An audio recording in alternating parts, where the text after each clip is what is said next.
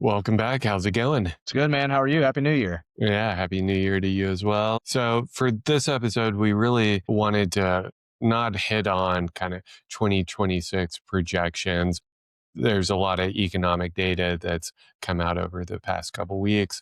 A lot of companies put out projections for where they see the market as well as 2025 reviews. Wanted to kind of hit on some of that data, but really focus on more tactical things that you can do regardless of if the market is up or down this year. And so let's jump right on in. So, one of the biggest things investors should consider if they're sitting on large cash positions is money markets have already come down with some of the rate cuts. It's highly likely that maybe not this month, but probably in March and definitely starting this summer when Powell likely gets removed and a new Fed chairman comes in that is more accommodative to Trump's policies. So those will come down as soon as they start lowering rates. And so one of those tactical moves is taking on a little bit of duration risk. And so wanted to see how you're talking to clients and so we'll kick it off there. Yeah, man. We've already seen it, like you said, with money market rates coming down, short-term treasury CDs. A lot of those things have crept down already, and they're getting into 3.5s and mid to high threes, which investors aren't used to seeing over the last few years. So we've been having conversations about just taking a step or two out and picking up some ultra short exposure, just adding a little bit of duration, and then trying to find some sweet spots in the curve and going out a little bit more intermediate. And it's all about piecing it together. We're not going to take somebody from 100% cash and step them out to a few years of duration. It's just piecing it together, keeping it on the shorter end, so you're still getting rewarded. You don't have the risk on at that point, but we got to start getting out there a little bit because those rates have ticked down quite a bit. Yeah, absolutely. And it often comes down to what that money is used for. Right. If somebody's saving up for a house, that's one thing. But if they're just sitting on cash, just sit on cash, just because it's been yielding 5%, that is no longer the case. Just in effectively little to no risk money market account. Right. Yeah, it all comes back to their overall plan. I mean, like you said, if they have cash liquidity needs, anywhere within a year or so, we're being pretty protective with that still. But even on the equity side, there's still some high quality dividend paying stocks, and you're going to pick up some decent yield there. Just be selective, and then if you want to stay in the fixed income, just pick up a little bit of duration. You don't have to go out too far. You may get rewarded for it, but for the risk side, just keep it short to intermediate, kind of blend it together. That's what we've been doing. Yeah, absolutely. Going into something more timely based on kind of what happened over at the weekend with the Trump and the government did in Venezuela.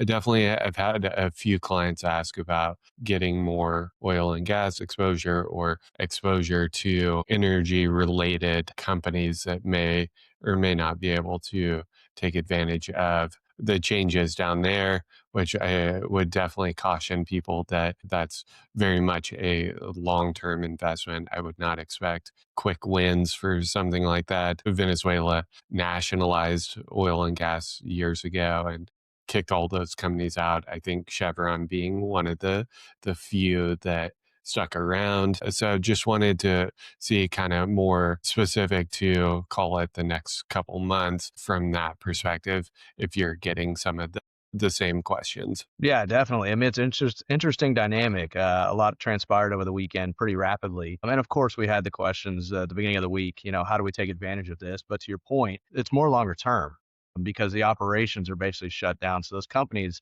they're not going to be generating revenue off of this Venezuelan oil and production in the near future. I mean, they've got to get back. We still got a lot of headwinds, legally speaking, Yeah. cross Well, yeah, border. I mean, prices are already down. I mean, Yeah, oil's, I believe, in the high 50s. And so there's yeah, already a supply glut, if you will. So just right. adding a bunch of Venezuela oil is great for the consumer, terrible for oil and gas companies and investments. Right. Yeah, and it's going to be interesting. I mean, we got a lot of the crude production down by the Gulf and here in Texas, so it's going to be interesting to see how they bring that in, if they do, how much, how rapidly, and then how it gets to the market. But again, long-term focus. Now you might get a pop here or there and different names as they're in the news, or they're going to take advantage of this opportunity.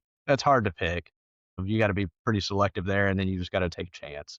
But long term, oil and gas is still a good place to play with the dividends that they have and some of the high quality companies there. So good place to be. Just don't expect it to show up on a statement, in a month. Yeah, exactly. On the opposite end of the spectrum, it wouldn't be an episode without talking about AI, the Mag 7, a lot of the concentration risk that people have. There's been a lot discussed on the news, but just wanted to get your perspective on things going into 2026 and any tactical considerations that for somebody that might be concerned or is just entering the market and maybe they just sold a business or they had some sort of liquidity event that has a lot of cash that is available to be deployed coming off of 3 great years. Yeah, I mean, we've had some great years, and those companies, Mag 7 and the AI boom, has definitely driven a lot of that.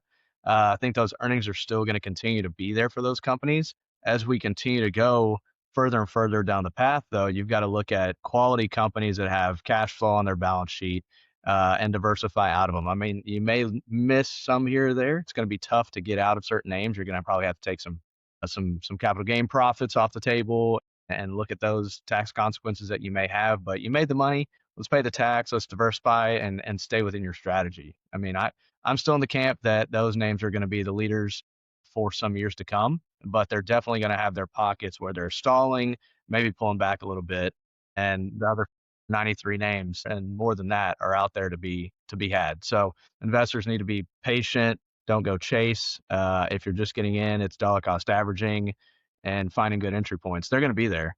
We got some interesting projections for 26 with another good market year. And be cautious is the tale of time. This time's not different. Yeah. Valuations are high. Be selective, diversify, find quality. Those names are quality, but they're just a little bit overvalued right now, or highly valued. I won't say overvalued. Highly Yeah. valued at this point. Yeah, highly valued is a good way to put it. But I mean, the Nvidias of the world, they continue to do well quarter after quarter, just being one name, but they do have to continue to materially grow those earnings. Yeah, great points. Anything else you wanted to hit on before we wrapped up?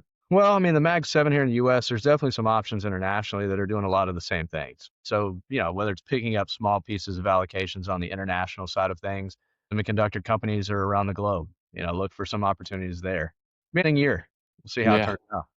All right, we'll do it again soon and do talk about more taxes and other tactical things, but wanted to get things started and we will do it again soon. All right, man. Appreciate it. All right, bye.